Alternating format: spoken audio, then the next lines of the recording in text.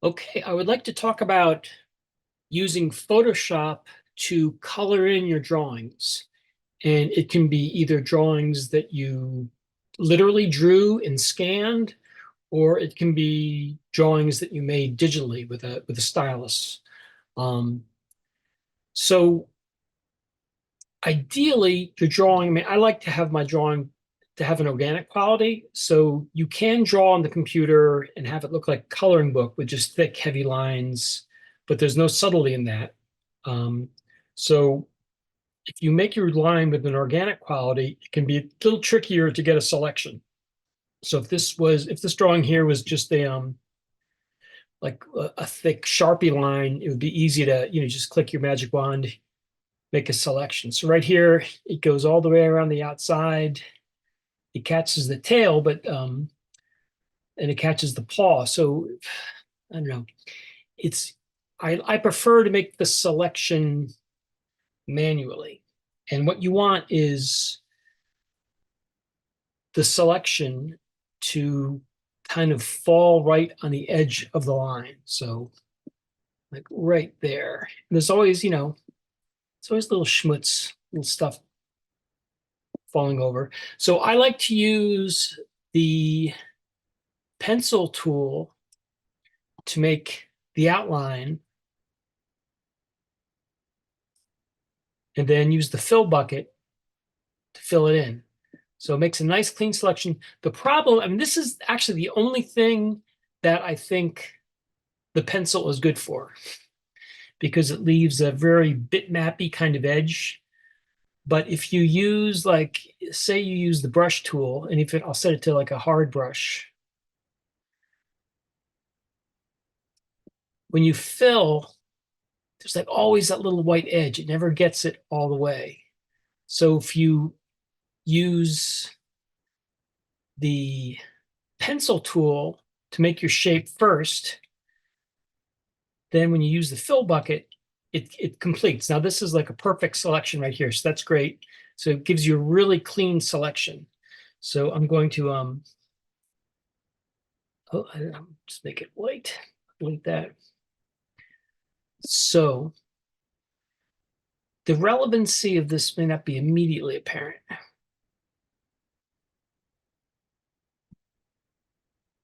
but I want to talk about coloring in or adding color.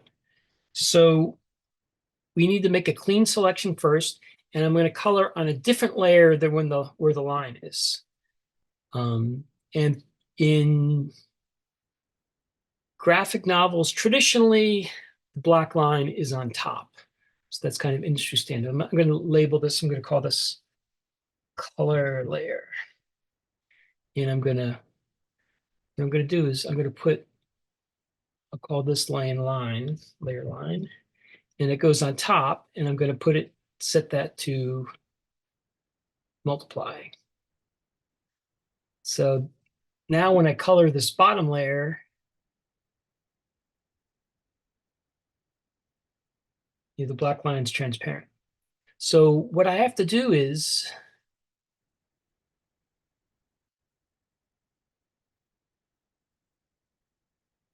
just outline the whole shape. And let's say you really want that line to kind of straddle right in the middle of that line.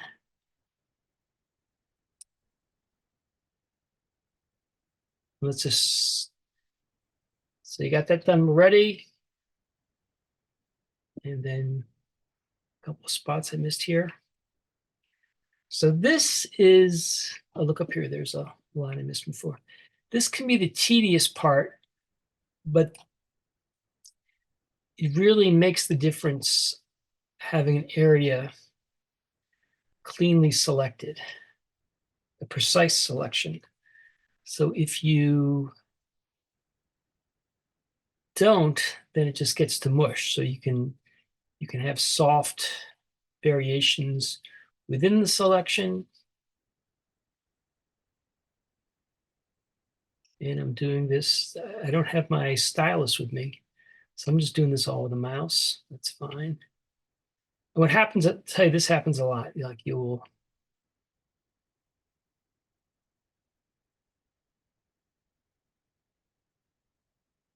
Let's just say I have this colored in. Then you go to fill it in. That works fine. Get a hard eraser to erase where it goes over. And I'm just going to keep adding. I'm not even using the selection tool. I'm just making one solid shape.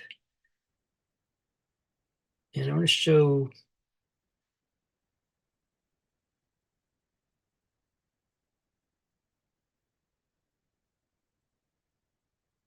I go to fill this in. Oh, there's a gap in there somewhere. So that always happens. Hit Command Z. And there's a gap somewhere. I did that on purpose.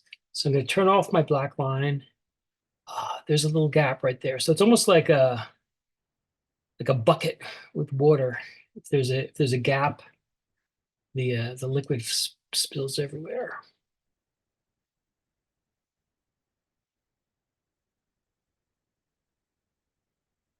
So still there's a gap there somewhere. Turn it off. Didn't even get the gap. Just go right there.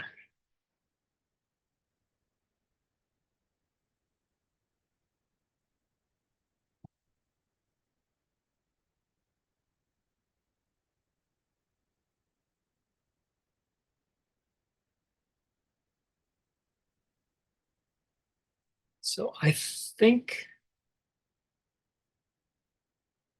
I'll stop the recording, or I can speed it up to real fast. I think I'll just stop and I'll turn it back on when this is all the way colored in. I just really want you to get the sense. Yes, it can be tedious, but this is the painstaking time that pays off in the end.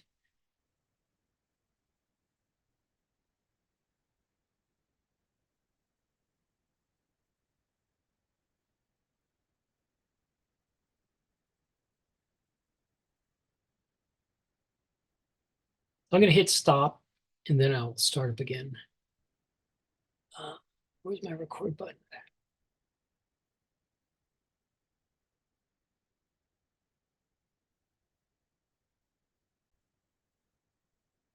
You got a little more colored in. Oh, I went to color in that tail. There's a gap. Command Z. So somewhere in there, there's a gap. So I turn off my line. Aha, right there. So let me connect that. Turn line back on. My bucket. The one thing also you notice for the outer edge, you make really sure to have the color go, straddle the line. On the inside, I overshot the line because then I'm coming in with another color. And let me get a color for the straps. Let's make that kind of like a purple gray. And so right here, oops, I'm still in the eraser tool.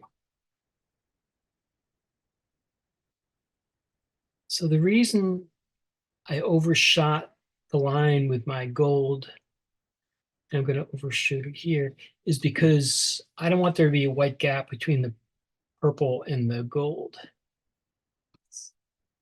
T-shirt's going to be a different color, so I'll just let that. I'm going to overshoot that.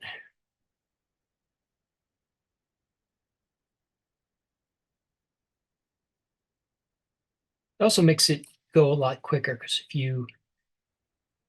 you overshoot the line, you don't have to be as precise. So if I color, let's say I give him a red shirt. If I was precise, I'd be precise with the purple here, then I have to come back later and be precise again with the red. But because I'm overshooting it, I just have to be precise once. Hard to explain, not sure if it makes sense, but okay, so that looks pretty good there. It's left for my purple. Now I'll go for the red.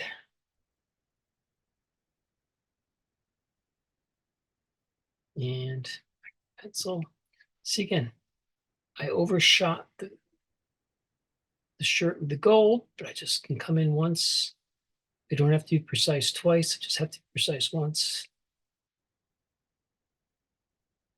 And I think this red might be too intense, but the good thing about it is I can always adjust it. This is called color flattening or color. I heard people call this color flatter. It's just adding flat colors to the areas. Again, I'm going outside the line, but that's okay. Now again, say I wasn't precise with this purple, but now I'm precise.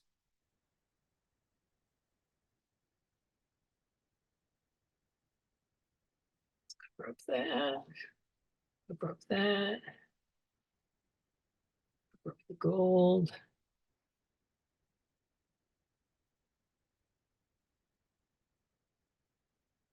And that's an interesting little part, I think. And I always my thumb goes right to my option. I get the magic dropper. That's in a magic dropper's eyedropper. Just get that color back. Touch the dropper again. Oops, I want red now. So anytime you're using any pencil or brush tool, if you put your finger on Option or Alt, you can get whatever color you touch. And I'm putting my fingers on the brackets to make bigger and smaller. Now here I want to be precise because the background is, I want this to be a silhouette in the background. So precise there, get to here, doesn't matter. Just want to get closure and get my bucket, fill that area in nice.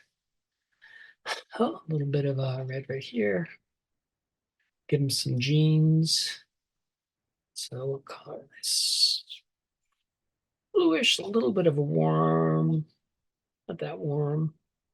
That looks like jeans to me. So again, here's where I have to be precise. I wasn't precise with the gold. I wasn't precise with the red, but now I'm precise. Again, so that's because the division between the two colors.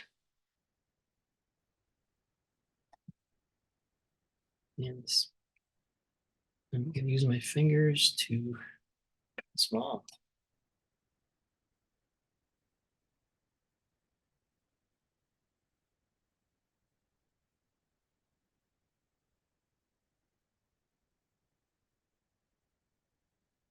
Maybe little spots there I missed. Get my bucket. Get over there a little bit more. Now, some lighter blue for the underside of the jean.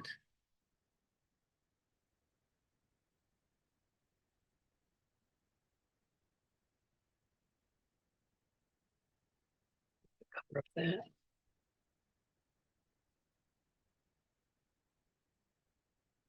Color sneakers. What color? You know what? I think I like my bunnies to have red shoes. So I'm going to switch the color of the. Now I get my magic wand, and I'm going to switch the color. So I Command U, and I want to be separate. That's good. A little darker.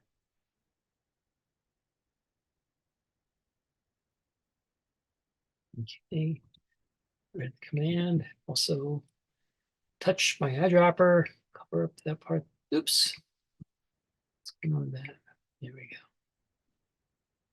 Okay, now I want to give it some red. I want the shoes to be red. So they go back to red. It's a nice sneaker color. And I'm going to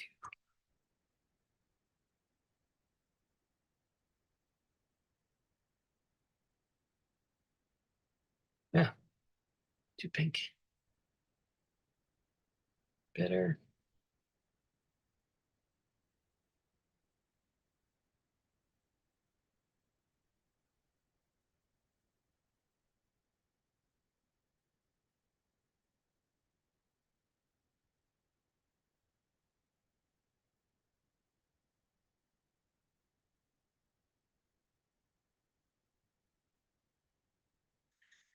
Okay, let me get a kind of a grayish neutral color for the plastic part.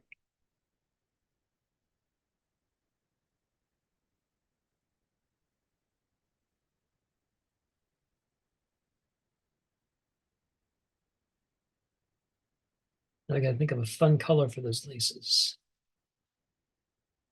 But it's easier just to go over the laces now.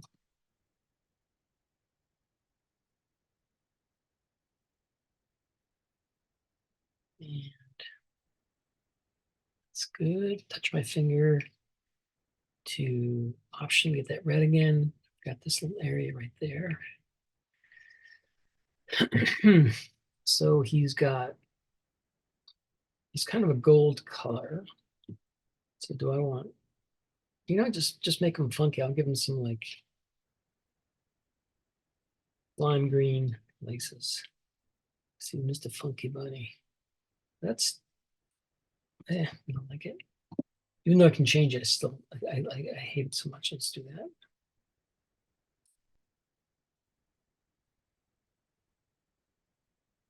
Not crazy about this either, but life goes on.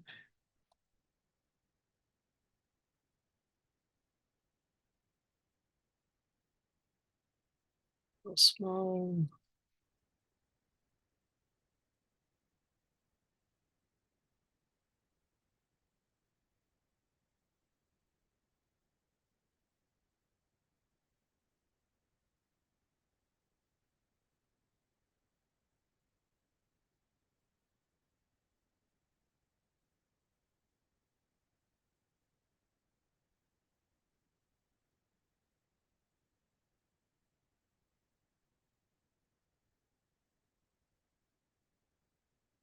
Little metallic what a grommet.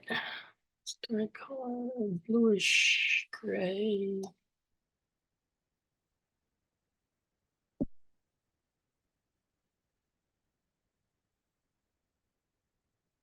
Looks good. Again, I put my finger on the space bar, just move things. As long as I got that metallic color, let me go for the zipper.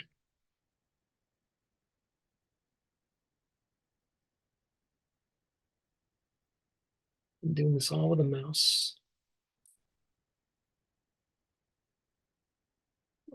Here. I always use the brackets to make things bigger and smaller, but I always forget if it's left bracket or right bracket to make it big or small. But, so that's good like that. What color backpack does he want to have? Makes things balance. Orange? No, too much. Like I'll go with purple. Real purple, not like a start with there, but make it like a yeah. It doesn't like magenta. It's precise there. Do I want to make the inside lining a different color? I don't know.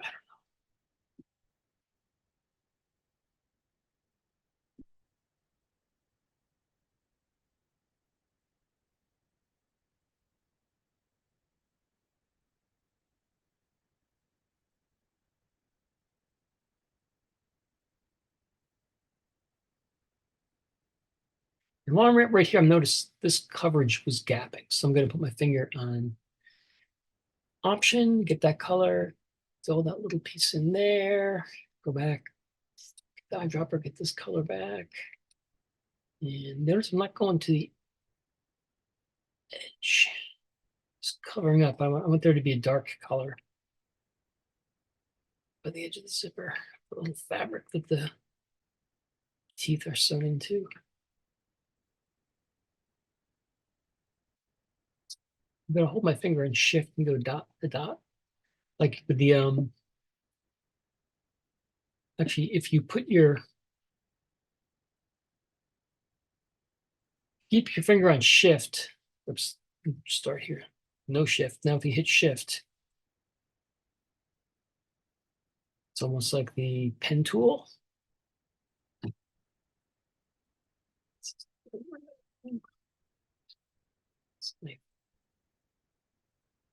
Okay, good.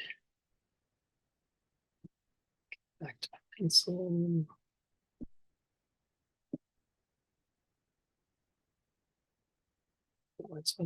This might be a good color for the, it kind of represents black, but grayish purple.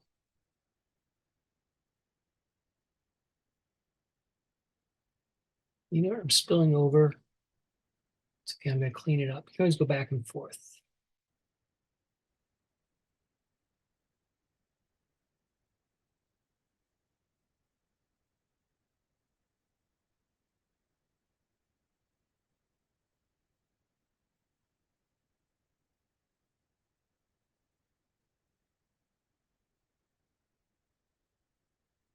It's good.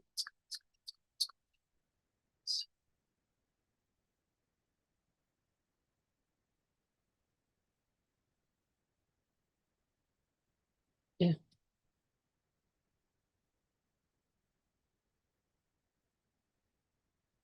Okay, now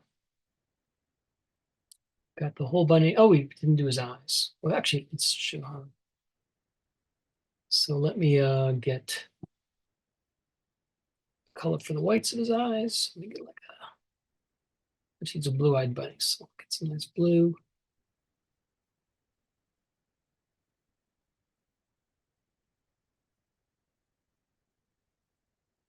And I use this dark color for it. I can come in later and add some shine spots.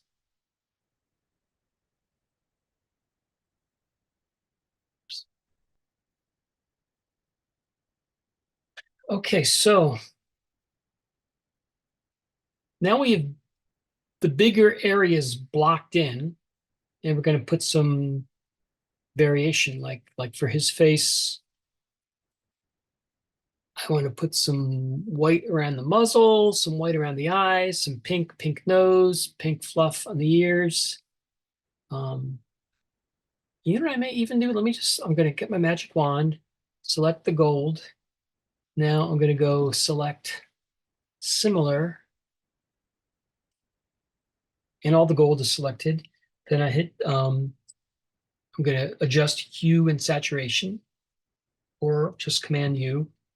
And if image adjustment, hue saturation is down that way. So I want to make a little closer to brown, so that desaturate that a little bit. Maybe,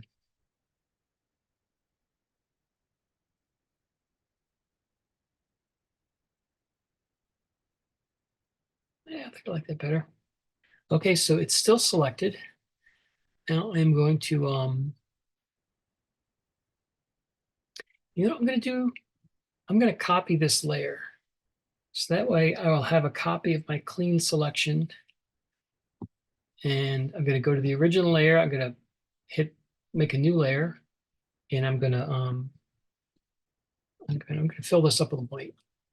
So it's just kind of like a barrier. So I've preserved the layer that has things blocked in. So now I'm going to go up here. And I'm going to select the fur again. Select similar. So first, I'm going to get my airbrush now. So if I didn't have the selected, there'd be airbrush like going over the line. It just looks very sloppy, but there's a clean selection, so I can kind of make adjustments here. This is white. Maybe I'll make it a bit of an orangey white. I'm going to make my airbrush, well, first make sure it's a soft brush, not a hard brush. So go right here. And I'll make it the opacity 33%. So I'm just making the coloration. So just go like that.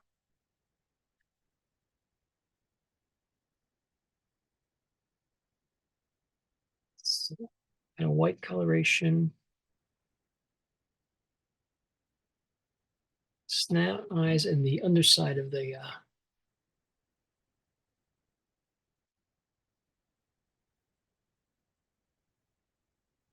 Oops, I'm going over. I'm going to switch over to my pencil tool and just clean up this edge there. I'm going to go back to my brush and his tail. It's got to get some fluff in his tail too. Now, even would be nice too.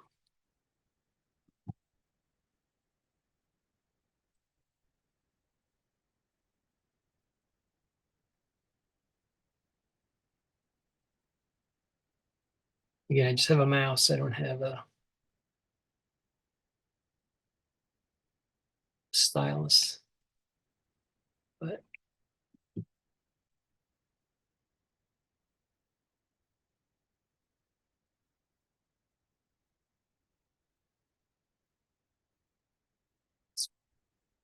some fur texture going.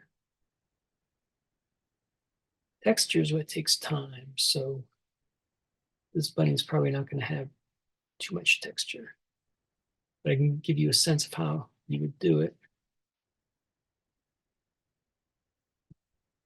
And even if you put your texture down in a clunky fashion, you can always get your smudge tool. And this brush I have right here, I made myself. It gives it a scratchy.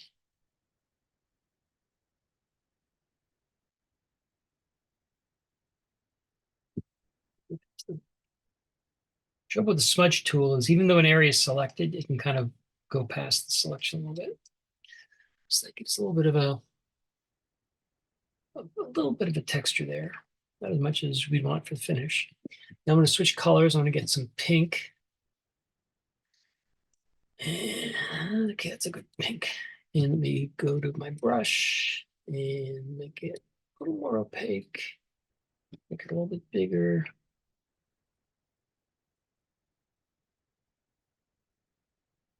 And the inside. I used to do a little bit of stuffed animal design. We call this the trim. So that's so that gives us some color variation within there. And now what if you want to do some shading? Well, I'm going to deselect. What I'm going to do now is I'm going to select the background. And then I'm going to select inverse. Now, I'm going to make a new layer. This is going to be my shading. And let's see, nice color. What is this color here doing here? I'm going to shade things, and I like using a bluish purple, muted bluish purple for my shadow colors, which I think should work. Sometimes I can adjust my shadow colors the same way I can adjust my base color. So now I'm on a whole new layer. I'm going to put this shading layer under there. I'm going to set the blending mode to multiply. And I'm going to, I'm going to be even lighter. I'll start with this color, see how that goes. Brush, and then nothing.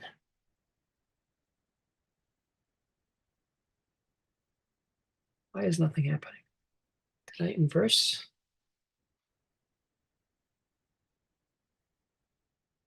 Oh, I know. You know what happened? This layer here was set to normal. So the layer on top of it, so I'm going to set the top layer. That's good. So actually, it doesn't matter the blending mode. I go back and forth. Sometimes the blending mode is on. Sometimes the shading layer is on top, sometimes it's below. It doesn't matter if it's above or below, but the important thing is whatever layer is on the top has to be in multiply. So let me just keep shading this. So again, I'm on the layer below the color layer. The color layer is set to multiply.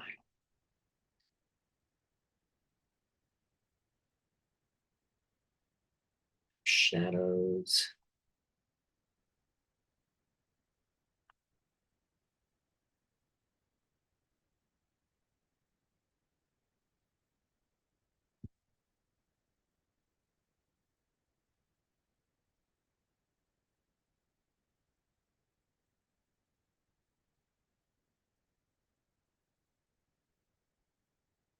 Straps are casting shadow. His shirt's casting a shadow.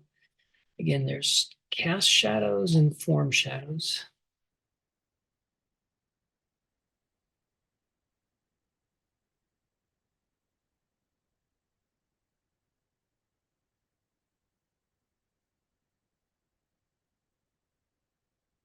Get my scratchy tool, smudge, zoom in.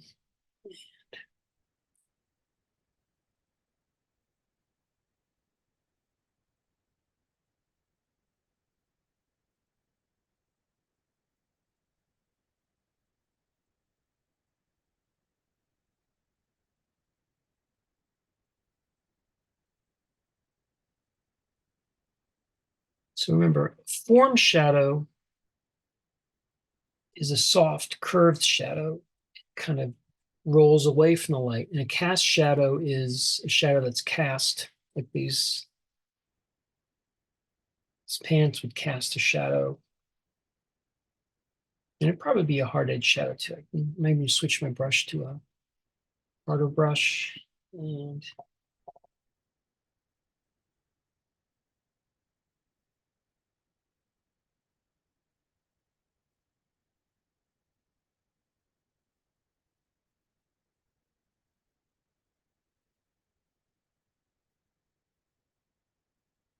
let me see, that wouldn't be a shadow right there. So I'm gonna get my eraser. Just that. Smudge this a little bit. Brush here, make it bigger. And oops, I'm still in soft mode. Let me make hard mode, make it soft.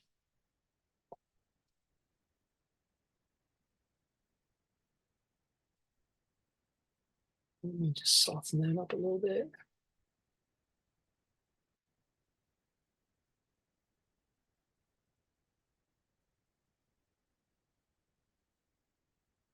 Actually, one thing that's interesting is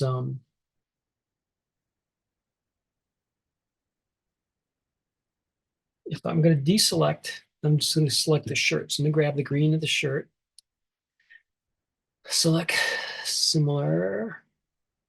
I'm going to go back to my shadow layer, and it looks a little too blue. So I'm going to hit Command U. I'm going to adjust the color of the shadows within the shirt.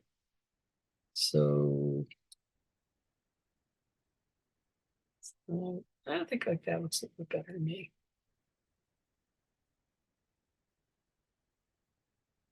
Okay, so I'm not going to. Let's do what I do. What I want to do now is to come in with some light. So I could erase out, but what I'm going to do is to add a mask and kind of come in with some white with a mask. So I'm just going to go back to my color layer, hit my mask button, which is right down here.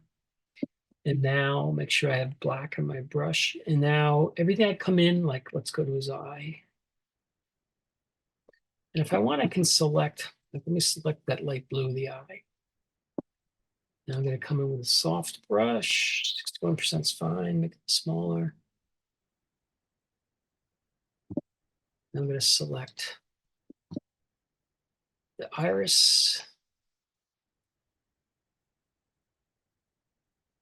there. Like even you, I'm going to go back out.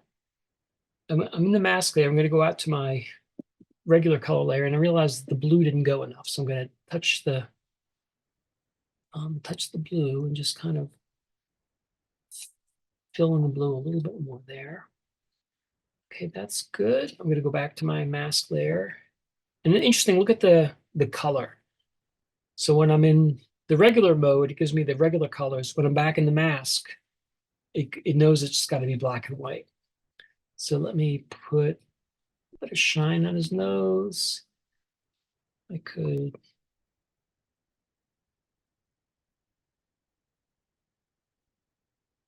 I'm gonna give him some shine on his cheeks. I don't know about that. I don't like those. And I always keep my history window so I can just kind of back up. Let me go up here and let me lighten this up to about there.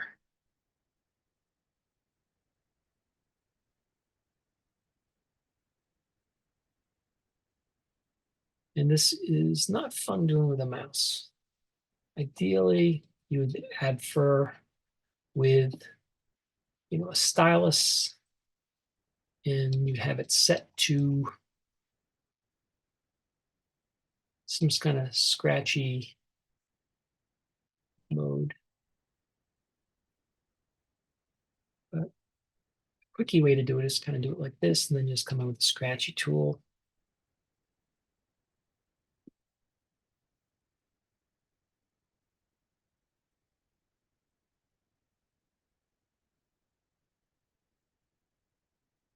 So smudge tools, I'm just kind of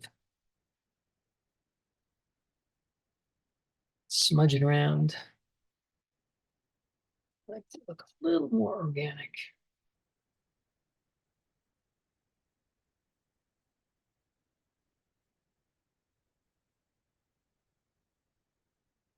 This is actually the brush that I'm using. I'll show you up here. Story for a different day, but I actually build it. I start with a splatter bot, which is like Jackson Pollock making splats. And I just made a big splat and shrunk it down, and it kind of makes, that's what it looks like, the point. So a lot of little scratches. Anyway, if I wanted to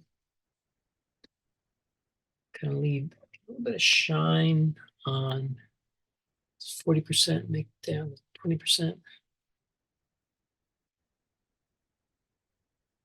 It's 15. So I want his straps, it's kind of a plasticky vinyl material. So a little bit of this.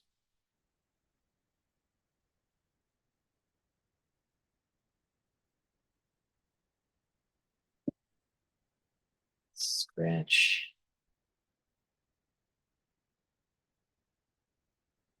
and smudge.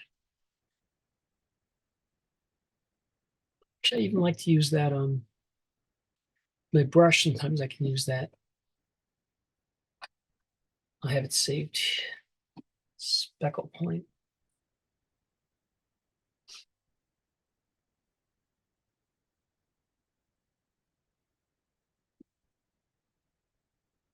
Let's see.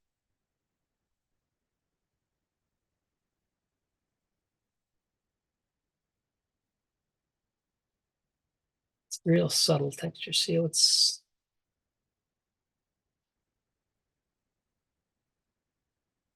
And I'm going to select the shirt, and I'm going to get that. I don't like. I got to go to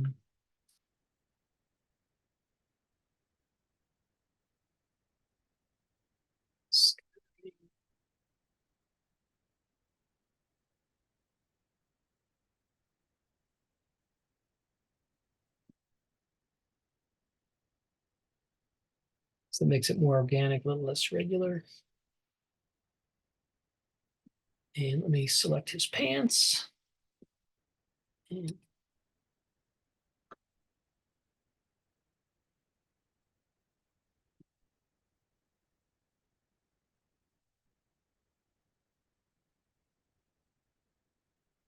it's all about the texture. And we got his rubber on his sneakers.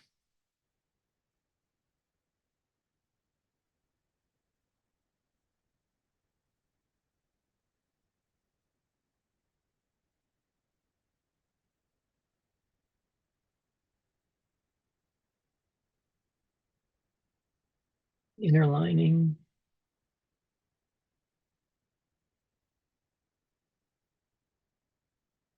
Let's, I don't want to spend too, I'm going to do also, let me just go back to a regular brush and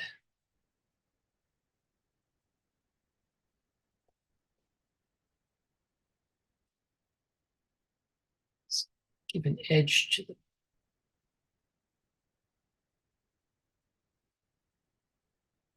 I'm going to hit Command D just to get rid of my selection tool. I'm not going to give every upper edge a little.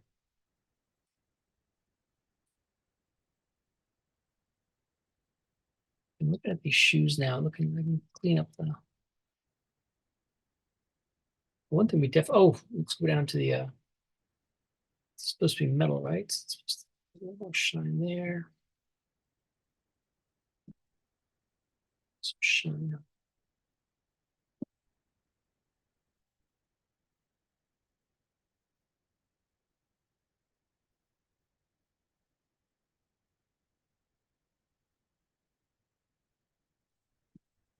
So it's pretty good. I mean, if I think, one thing I would like to do is, see, I want to select the gold now, but I've changed it, right? Because I added the white. So that's why I have this original color layer saved. So Command D. So I'm grabbing the layer, grabbing the selection on this bottom layer. And now I'm just going to go back to the top one again. And I think I want to just add a little bit of brown. So make it not too intense. And what if I just, bunnies, they have a little bit of more color variation. So I want to see if I can use this brush. Trouble with these speckle brushes is it's kind of hard to see. So I got to zoom in close. 30% opacity, that looks good. No, the second one doesn't look good. Back up. Where's roundness jitter? Shape dynamics.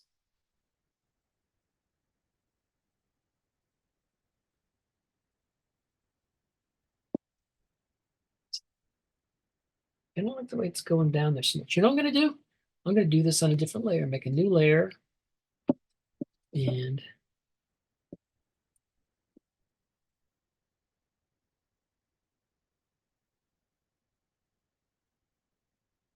that's kind of what you do. I'm going to get my eraser, make it a big soft eraser. So the brush was giving me too much. And I should have just changed the shape of it, but I'm a lazy son of a monkey. So I'm just kind of letting it go too much. And now I'm just gonna make it even darker. I'm just gonna erase my way out of this.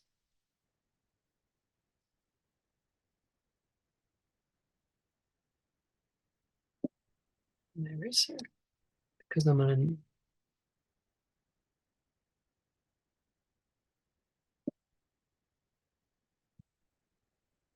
Okay, I don't want to keep you all day in this, but yeah, my whole thing is just really try to avoid getting the airbrush look. I like to have texture, but still it comes in anyway, no matter what you do. Okay, so there's the bunny. Now, if I went back to the layer with the first color layer and I selected the background again, and I can, maybe I want to add a background color to it. So what color is not represented there? What color? Let's try something.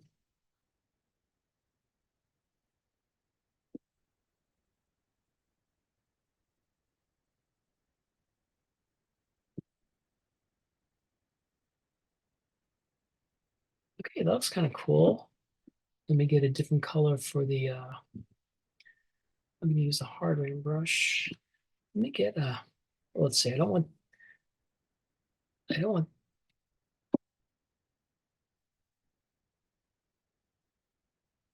going this way.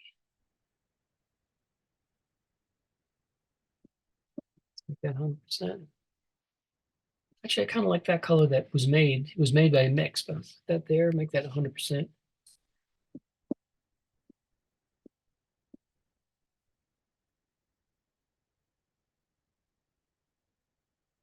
We can even get my magic wand, deselect that. No, it's not going to work because it's might be too close.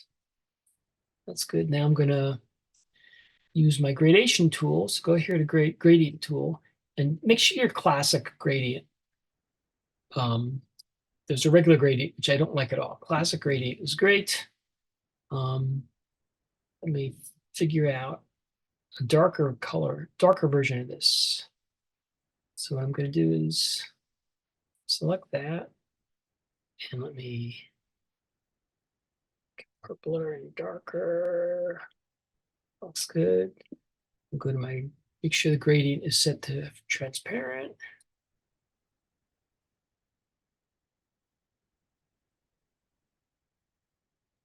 It's looking good. And you can even, it's like a little cast shadow. I got to select this part again.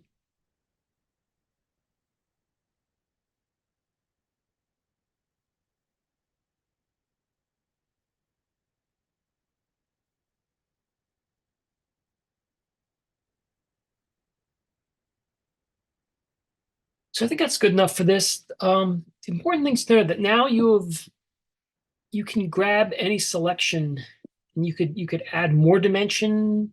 You know, it's kind of your choice how much dimension you want to add. So add more light and shadow to the forearm or kind of leave it the way it is. I want to just pop over to some of my other images that I've opened up. So here's a picture book illustration. Um, and this all starts with scanned a scan drawing. I really like this texture, and actually the kind of paper I use it's Arches paper that's designed to be for oil painting to go on it, but I just really like the texture. So I like the way pencil uh, and black Prismacolor looks when it's drawn on. So I scan the drawing and then I add the first layer of color like we just did. It's called the color flatterer, and everything is, you know, everything has its own color. That makes sense. And then I add a mask layer. That's how we get the little white. It's not really white. It's really a mask. I'll show you what the mask looks like. You can't really see much there. It doesn't show up much. Maybe I did erase that. I don't know. Forget that part. Let's go back to there. So then I add more shadow on another layer. And then the denim doesn't look like denim, so I add some texture to the denim. And I think this is the layer where I put most of the, yeah, that shows you my mask layer. And I want more texture for the pavement. And then I want to add more shadow.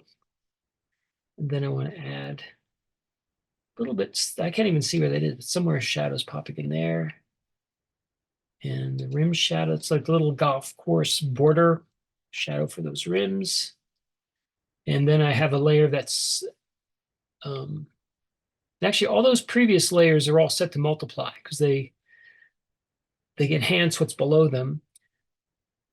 But this layer is set to overlay, add some light color. Maybe you see it in the trees a little bit, in the roof houses. They close this up. I get to that. And then sometimes I have a layer, I save a layer of silhouettes. It just helps me make selections. So there's silhouettes in the major characters, but I keep that shut off. And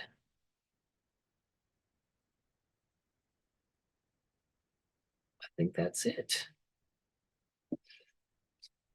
So a lot of layers, most of them are set to multiply. Here's another for the graphic novels I do. I like pencil with gray watercolor. So that's what this is, scanned pencil with gray watercolor. And then I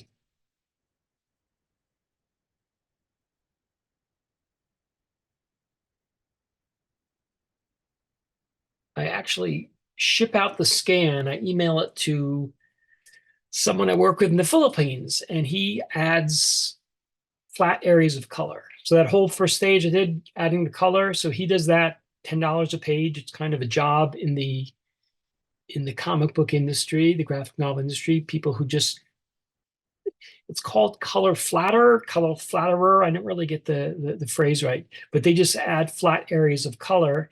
And then this has nothing to do with the colors I'm going to use, but it just gives me an easy selection to work with.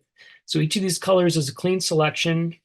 So I have this layer, I hide it below things, and then I add my own color. I switch it, I add the texture, I add the variation, and I'll show you how it looks without the, let me disable the mask, layer mask.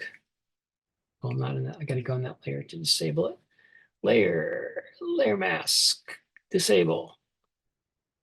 So that's what it looks like without the mask. So some of this I probably use an actual eraser rather than masking it, which bad on me. Layer mask, enable. And what I also do is I like to, it's a very subtle switch, but look at it when I turn this on. So this is a whole layer that's set to soft light, and it looks like this. And this tints the colors of the shadows. So because I'm scanning, I did all my shading with gray. I don't want my illustration to have grayish looking shadows. I want them to have luminous shadows. And very often when we're outside, shadows shift over to the blue. So by putting a layer of this color down and then putting soft light, see, it makes the shadows blue.